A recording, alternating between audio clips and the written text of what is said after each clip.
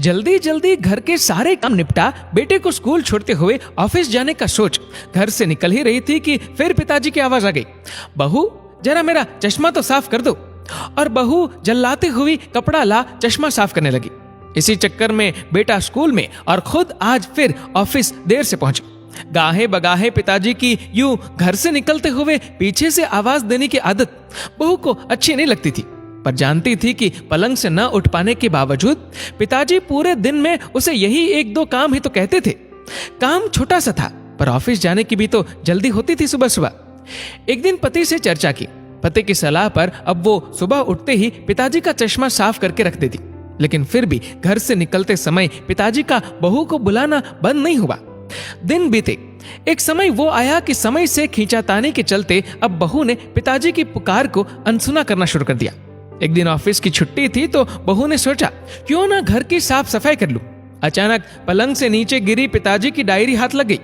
उसे पलंग पर उठाकर रखते हुए उत्सुकता हुई कि देखूं तो सही पिताजी सारा दिन क्या लिखते रहते हैं। यही सोचकर यूं ही खोल दिया एक पन्ना।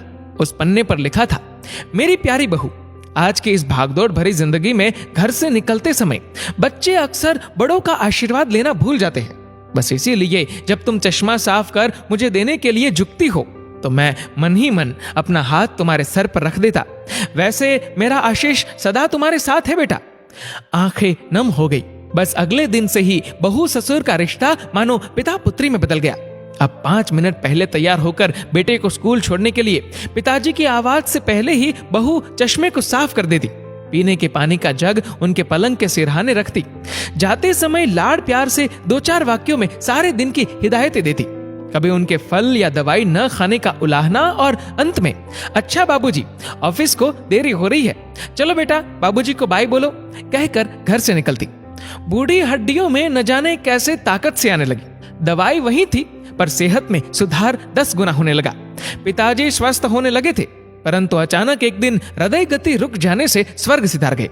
उनके अंत समय में उनके मृतदेह के चेहरे पर संतुष्टि के भाव की भी पूरे परिवार में खूब चर्चा हुई थी। आज पिताजी को गुजरे ठीक 2 साल बीत चुके हैं।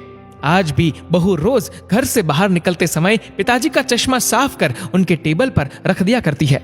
उनके अनदेखे हाथ से मिले आशीष की लालसा में आज भी सुबह घर से निकलते हुए न जाने क्यों ऐसा लगता है कि अभी आवाज आएगी, बहू जरा मेरा चश्मा तो साफ कर दे। माता पिता का अदृश्य आशीष ही ईश्वर की कृपा दृष्टि है। जीवित माता पिता की सेवा मरणोपरांत किए गए पितृ कर्म से कहीं अधिक उत्तम है। जीवन में हम बहुत कुछ महसूस नहीं कर पाते, और जब तक महसूस करते हैं तब तक वे हमसे बहुत दूर जा चुका होता है। आइए इन बूढ़े वृक्षों को जल रूपी स्नेह तथा सेवा रूपी खाद से संजोकर फिर से युवा, स्वस्थ तथा हरा भरा करने का प्रयास करें। दोस्तों, इस वीडियो को लेकर आपकी क्या राय है नीचे कमेंट करके जरूर बताएगा। और अगर आपको वीडियो अच्छा लगा हो तो इस वीडियो को लाइक करेगा, शेयर करेगा ज्यादा से ज्यादा लोगों तक। और ऐसे ही और भी इंस्पिरेशनल वीडियोस के लिए सब्सक्राइब करें हमारे यूट्यूब चैनल को और फेसबुक पर फॉलो करें हमारे पेज को। धन्यवाद।